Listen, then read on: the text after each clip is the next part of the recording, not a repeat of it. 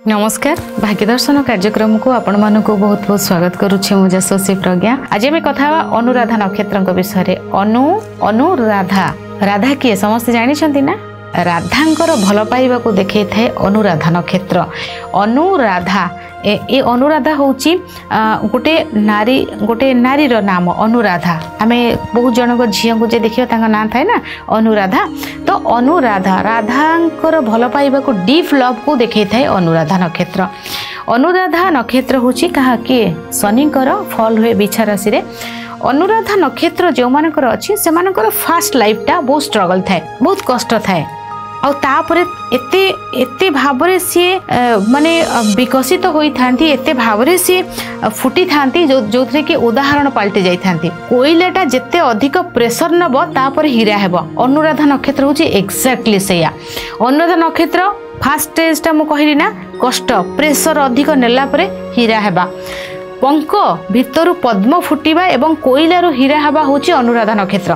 अनुराधा नक्षत्र जो मानकर भी अच्छी आपण जम्मा दुख करेनि कि आपण भाबे कि अरे फर्स्ट लाइफ मोर एमती पाठ पढ़ाटे एते होनी जम्मा नुहे बिल्कुल। आपण सैड को मु समस्त कहबी आपण के भाबेनि गोटे पिला 10th रे खराब करछि माने जे से सारा जीवन टाको स्पॉइल कला सेटा नुहे। स्टार जेतेबेले बदलिबे सेतेबेले आपण कोठु पहुँचबे सेटा केवल अनुराधा नक्षत्र देखा देते।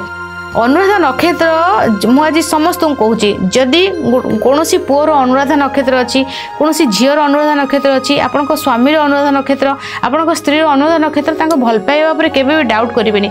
से माने डीप माने लव को देखई थाए हूँ राधा प्रेमटा केमती राधा प्रेम को समझ जानते ना सेमती कौन सी जिनस को से जदि गीता पाठ करने को मु कहूनी कि व्यक्ति को भल पाइबा बहुत जिन भल पाइबा कौटी भी हो जाई परिबो। भल पाइबा आपण जो माने देखंतु पेट रखुछन केते भल पांती जो माने गो सेवा करछन जन जन तो तांकर गो माता को तांकर बेडरूम रे भी रखुछन सेटा होची भल पाइबा नुई कि गोटे पुओ झियो को भल पाइबा सेटा भल पाइबा कौटी गीता को भल पाइबा जने जने एकादशी व्रत भगवान को भल पांती भगवान को सहित कनेक्ट। तो अनुराधा नक्षत्र को जदि आपण कहबी जदि कौन पुओ बा झीर अनुराधा नक्षत्र होती आपंकर पार्टनर आपड़ के भल पाइबा को डाउट करेंगे। भल पाइबा पूरा डीप डिवोशन को देखे थे, डीप लव को देखे थे। एमान भल पाइबार एत सचोट थाए एमाने जोठी पशि जाती तो ता भितर पशि जाती से छाड़ा को नाराज से एत डीप भाव से जिनस को जाती जोटि कि आप अलग कौन नक्षत्र एत डीप को जापर ना। अनुराधा नक्षत्र हूँ आपणकर जदि एमाने कौन प्रकार पूजा पाठ करुँचे बेसी करेंगे। सपोज गोटे चतुर्थी व्रत कर से बहुत भल भाव करेंगे।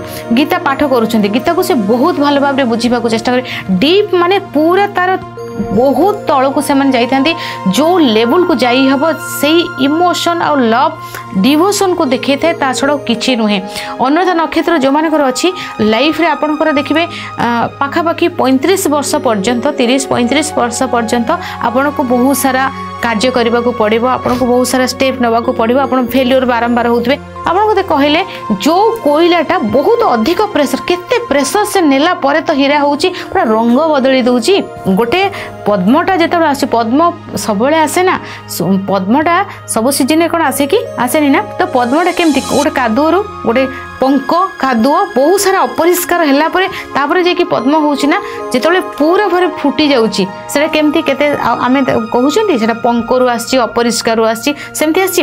आपण अनुराधा नक्षत्र भाबंतु आपण होउछंती 30-35 वर्ष पर्यंत पंक आपण 30-35 वर्ष पर्यंत आपण को लाइफ रे कोइला ता परर स्टेजटा आपण हीरा ही चमकीबे आपण पद्म ही चमकीबे। तेणु सबुठु जदि लॉयल थाए भल पाइबारे एवं डीप डिवोशन को जाइते से होची अनुराधा नक्षत्र।